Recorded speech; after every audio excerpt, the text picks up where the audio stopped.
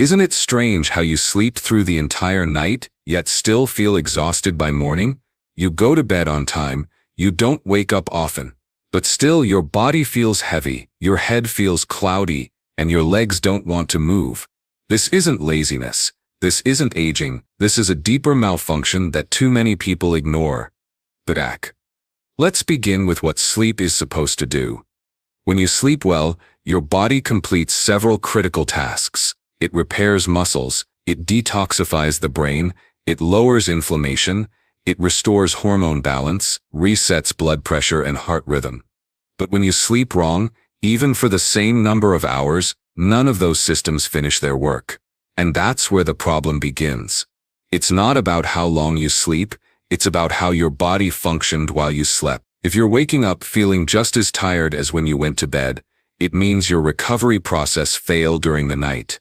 Now here's the first cause: sleep stages. Sleep has 4 major stages.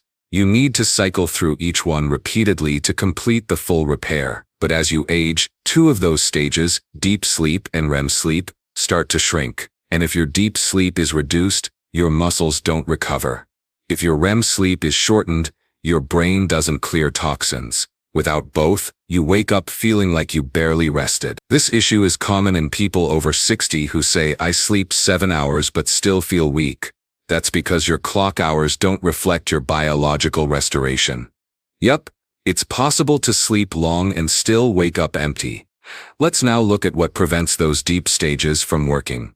First, light exposure before bed. Blue light from phones, TV, and overhead bulbs blocks melatonin production. And without melatonin, your body stays in alert mode, even while your eyes are closed. Second, eating late. Food within 2 hours of bed diverts blood to digestion instead of muscle repair. This reduces oxygen to the brain and delays sleep entry. Third, high sugar meals at dinner. Blood sugar spikes, followed by crashes during sleep, cause nighttime cortisol bursts. Cortisol blocks deep sleep. Fourth, mental stimulation before bed. Even watching the news or reading stressful emails can activate the nervous system. That keeps your heart rate slightly elevated during sleep. And that's enough to ruin overnight recovery. Back. And then there's your breathing. Shallow breath, mouth breathing, snoring. These are all signs that your oxygen exchange is poor. If your oxygen drops even slightly during sleep, your cells go into stress mode. That blocks regeneration. It damages brain clarity, and it keeps the nervous system from resetting. This is why many people wake up with headaches, dry mouths, or pressure behind the eyes. It's all linked to air quality and breathing patterns. Solutions: keep the room slightly cool, 65 to 68 FTF. Use nasal strips if you snore. Breathe through your nose all day to train the habit. Avoid heavy pillows that push the chin toward the chest. Yup, the way you breathe at night determines the way you feel at sunrise. Now here's something very few people consider: your sleep position. If you sleep on your stomach, you compress your lungs and reduce breathing capacity. If you sleep curled up too tightly, you restrict diaphragm movement. Both of these interfere with heart rhythm and oxygen flow. Best positions: on your back with a pillow under the knees, on your side with a pillow between the legs, neck aligned, not twisted, not tilted. Your spine alignment during sleep directly affects nerve recovery and blood circulation. Wrong posture, wrong pressure, poor restoration. Back. Now we shift into hormones. This is a critical point after age 60. At night, your body relies on a precise hormone cascade. Melatonin to start sleep, growth hormone to repair tissue, leptin to regulate metabolism, cortisol to stay balanced. If any of these are disrupted even slightly, your sleep becomes shallow. And shallow sleep leaves you with daytime fatigue, slow thinking, weak muscles, craving sugar, trouble standing for long, no energy to move in the morning. This isn't just age, it's an imbalanced system trying to survive with broken feedback. How to correct: stop eating 3 hours before bed. Go to bed at the same time daily. Get direct morning sunlight within 30 minutes of waking. Avoid coffee after 2 p.m. Take magnesium glycinate 400 mg 1 hour before bed. These steps reset the internal rhythm. They don't make sleep longer, they make it work better. Let's move into the cellular side. Inside your mitochondria, tiny engines inside your cells, overnight recharge takes place. They produce energy to help you move, think, and fight inflammation. But if your body has too much oxidative stress, these mitochondria stay in defense mode instead of repair. This happens from poor sleep quality, alcohol at night, overeating at dinner, late-night screen exposure, chronic background stress. You must lower that stress load before bed. Here's how. Write down any problems, don't carry them to sleep. Use a warm foot soak, compress. Avoid arguments or heavy conversations at night. Don't use your phone 60 minutes before sleep. Play calming music or silence. These things allow mitochondria to switch modes from defense to repair, and that gives you energy the next morning. Not just fewer yawns. Back. Now your muscles. During deep sleep, your body releases growth hormone to repair and build muscle. But after 60, the release is lower and slower. So your muscles already have a disadvantage. And if your sleep is poor, the little hormone that's left doesn't even activate. That's why you feel sore without working out. Why your legs feel like bricks in the morning. Why standing from a chair takes effort now. The solution: protein intake must be spaced throughout the day. 20 grams per meal. Do light resistance training during the day to signal repair needs. Magnesium and vitamin D must be in range. Sleep must be optimized or recovery never begins. Yup, a full night of sleep without restoration is like a phone plugged into a dead outlet. You think it's charging, but nothing's happening. There must be a tool to support this cycle. Not just pillows and beds, not just diets and routines. Something that works directly on the nervous system. Something that supports deep breathing, nervous reset, hormonal balance and mental calm. Something that starts working while you sit. Something that doesn't require changing your life. Something that delivers internal calm when your body forgets how to calm itself. There is such a tool, and it's not another supplement. It's not a sleep monitor. It's not a complicated machine. It's a simple handheld device designed to stimulate your internal pressure reset point. It's the chill pill. It sends precise low-frequency signals through your palm, activating your parasympathetic nervous system. That means deeper sleep, steadier heart rhythm, improved oxygen flow and clearer mental energy in the morning. No chemicals, no screens, no confusion. Hold it, breathe, sleep, wake up feeling like your sleep actually meant something. Use it before bed. Use it when you wake up sluggish. Use it when your body refuses to relax. Don't wait for exhaustion to become normal. Correct it while your body can still rebuild from it. Now we focus on the real cause behind constant tiredness. Your circulatory load during sleep. When your blood flow becomes slow, inefficient, or misdirected during the night, your muscles don't recover, your brain doesn't clean, and your heart keeps working harder than it should. This is how you wake up feeling like you've run a marathon, even though you just slept 8 hours. Back. Blood flow determines how much oxygen your tissues receive. It also determines how fast waste products leave your body. Now here's the problem. After 60, circulation slows by up to 30%. Your arteries are stiffer, your valves in your veins may leak, and your red blood cells carry less oxygen than before. But you're sleeping the same number of hours, which means your output is going down, while your expectation is staying the same. That's a gap your body cannot tolerate. So what exactly reduces blood flow during sleep? One of the biggest reasons is low movement. You lie still for 6 to 8 hours, your legs are not pumping, your muscles are not contracting, and your blood isn't being pulled back toward your heart. If you already have mild swelling in the ankles, stiffness in the knees, or numbness in the toes, this means your blood is pooling at night instead of circulating. This pooling lowers oxygen to the brain, kidneys, and muscles, and that creates morning fatigue, no matter how long you sleep. Yep, lying flat without preparation can make your body wake up weaker. Now let's discuss lymphatic drainage. Your lymph system removes cellular waste, but it doesn't have a pump like your heart. It relies on movement and breath. When your breath is shallow and your body is still, your lymph nodes become stagnant, and that's when toxins accumulate overnight. These toxins affect your energy, clarity, and digestion the following day. How do you fix it? Simple. Deep nasal breathing before sleep. 5 minutes. Elevate your feet slightly during sleep. 4 to 6 inches. Roll your shoulders and stretch your arms in bed before getting up. Drink warm water within 15 minutes of waking. These habits wake up your lymph system fast, and that restores circulation from the start of your day. Back. Let's now go into the role of core temperature.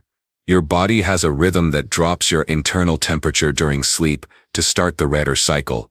If your temperature stays too high, you don't enter deep rest. If it drops too low, your circulation slows dangerously. The right range? Between 65 and 68 degrees Fahrenheit in the room. No heavy blankets, no electric heating pads, and no tight sleepwear that traps heat. Your mattress must breathe. Your pillow must not trap moisture. Your skin must stay dry, not sweaty or clammy, because temperature stress leads to cortisol spikes, and that interrupts REM sleep. Once REM sleep is blocked, you no longer process memory or stress effectively. You wake up confused, irritated, or with brain fog, and that adds even more fatigue to your day. We must now talk about your gut. Yes, your gut affects how you sleep and how much energy you wake up with. If your gut is inflamed, you produce less serotonin. And serotonin is the key chemical that your body turns into melatonin. Less serotonin, a worse sleep. Less melatonin, a more fatigue. This is common in people with constipation, bloating after dinner, gas in the morning, burping at night, bad breath upon waking. These are not digestive issues. They're signs your gut is blocking your sleep chemistry. Solution: eat fermented foods 3 times per week. Yogurt, kimchi, kefir. Take a probiotic before dinner. Stop eating by 7 p.m. Avoid sugar and fried foods at night. Drink chamomile or ginger tea. Never milk or juice. Fix the gut, and the mind, mood, and energy all begin to recover. Back. Now hydration. Yes, you've heard it 100 times, but here's what nobody tells you. When you sleep, you lose almost half a liter of water. Through breath, through skin, and through urine production. If you go to bed mildly dehydrated, your blood thickens at night, and thicker blood moves slower. Slower blood, lower oxygen. Lower oxygen, tired muscles. Tired muscles, poor circulation. And poor circulation, a fatigue when you wake up. This is not theory. This is daily reality for millions of people. Drink a small glass of room temp water 30 minutes before bed. Not too much, just enough to keep the blood fluid and the system supported. Add a pinch of sea salt and lemon if your legs cramp or your mouth feels dry at night. That balance resets your hydration overnight. Next, focus on the connection between your heart rate and your sleep stage. A rested heart drops to 50-60 beats per minute during deep sleep.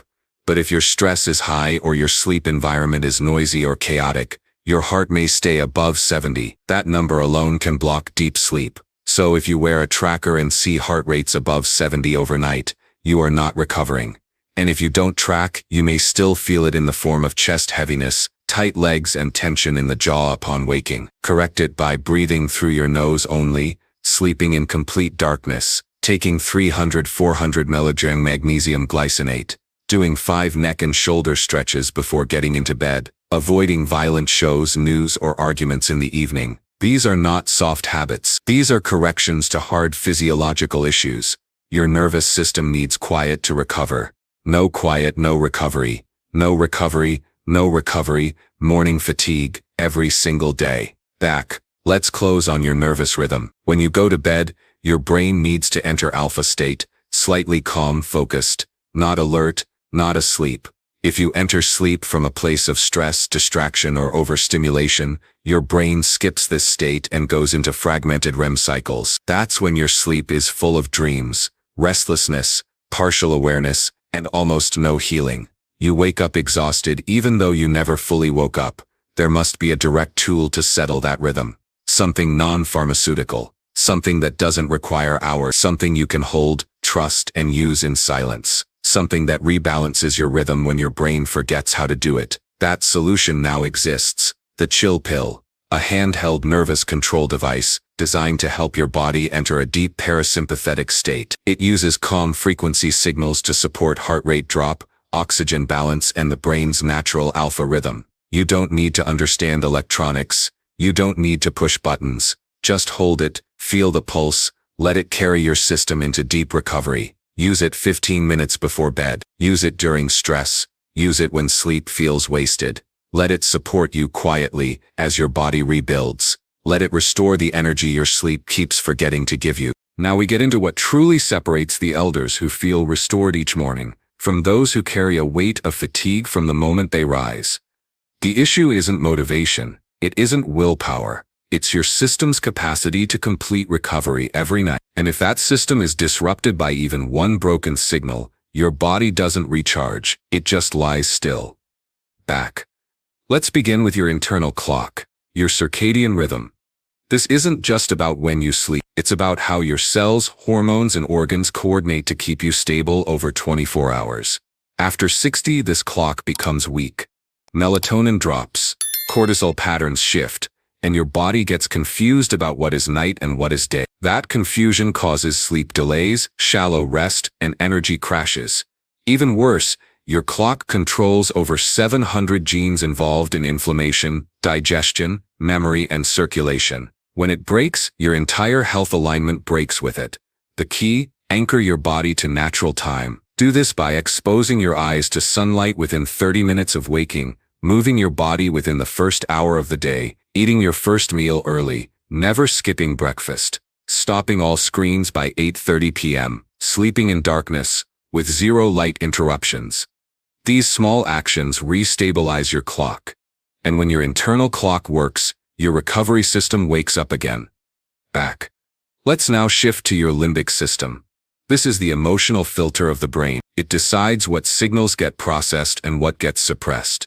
If your limbic system stays overloaded with stress, noise, or worry, it holds your body in a defensive posture. That means you sleep light, you stay half aware, and your muscles never fully relax. This is why many elders wake up with jaw tension, stiff shoulders, or a clenched stomach. It's not random, it's neurological overflow. What calms it? Stillness, both external and internal. Try this. Turn off all noise and sit in silence 15 minutes before sleep. Let your body move naturally. No stretching, no tension. Allow your hands to rest palm up. Signals the brain to release grip. Close your eyes, but don't try to sleep. Just be still. Focus only on your breath, nothing else. This is not relaxation. It's retraining the nervous system to allow restoration. Back. Now to the chemical side. You've heard of melatonin, but here's what matters more: how melatonin converts energy. Melatonin isn't just a sleep hormone, it's a mitochondrial antioxidant. That means it protects the tiny engines in your cells from oxidative damage during rest. If melatonin is low or doesn't release properly, your body ages faster at night. The energy repair fails. The inflammation rises. The brain wakes up foggy. To fix this, sleep in total darkness. No blinking lights, screens, or hallway glow. Do not eat for 3 hours before bed. Insulin blocks melatonin. Avoid alcohol entirely. Destroys melatonin release for up to 6 hours. Don't take synthetic melatonin long term. It downregulates natural production. Use magnesium instead, especially glycinate or threonate, because it supports deep cellular restoration and natural melatonin rhythm. Let's now talk about your hands, feet, and extremities. These are your body's outlets for pressure and blood flow. When they go cold, numb, or swollen at night, it's not circulation alone. It's your autonomic nervous system failing to redirect heat and blood. This happens when you sit too long before bed. Your salt levels are high, your potassium or magnesium is low, your vessel tone is poor, your hydration is inadequate. What to do? Soak feet in warm water for 10 minutes before bed. Elevate legs for 5 to 7 minutes before lying down. Use compression socks if ankles swell. Add spinach, banana, or coconut water during the day for electrolyte support. Never sleep with your hands under your head or body. It blocks nerve flow. These habits restore temperature control and vessel feedback. And that leads to deeper, more complete rest. Back.